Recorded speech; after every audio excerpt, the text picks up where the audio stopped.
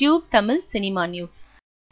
ஹரி இயக்கத்தில் விக்ரம் விரைவில் ஒரு படம் நடிக்கிறார். என்னுடைய ரசிகர்கள் பொறுமைசாலிகள், என் படம் வர வரைக்கும் காத்திருப்பார்கள் என்று சில வருடங்களுக்கு முன்பு பெருமையுடன் கூறினார் விக்ரம். இப்போது அப்படி சொல்வாரா தெரியாது. ரசிகர்கள் பொறுமையுடன் காத்திருந்து பார்த்த பீமா, தாண்டவம் என்ற எந்த படமும் அவர்களுக்கு திருப்தி அளிக்கவில்லை. தற்போது ஐ படத்தில் நடித்து கொண்டிருக்கிறார். சிரமப்பட்டு நடித்தாலும் 3 வருஷத்துக்கு ஒரு படம் என்றால் விக்ரமா, ஓ அவரும் நடிக்கிறார்ல என்றுதான் கமெண்ட் வரும். விக்ரமின் நிலைமை கிட்டத்தட்ட அதுதான். ஐக்கு பிறகு இந்த மாதிரி இடைவெளி விடுவதில்லை என்று முடிவு செய்திருக்கிறார். அந்த தீர்மானப்படி தனக்கு தில், தூள் என்று அடுத்தடுத்து லிஃப்ட் தந்த தரணியின் படத்தில் நடிக்கிறார் விக்ரம். கௌதம் வாசுதேவ மேனனின் இயக்கத்தில் நடிக்கவும் சம்மதம் தெரிவித்துள்ளார். அதேபோல் தனக்கு சென்சேஷனல் ஹிட்டாக அமைந்த சாமி பட இயக்குனர் ஹரிக்கு ஒரு படம் நடித்து தரவும் சம்மதித்துள்ளார். ஐக்கு பிறகு தரணி இயக்கும் படத்தில் அநேகமாக விக்ரம் நடிப்பார் என்கிறார்கள்.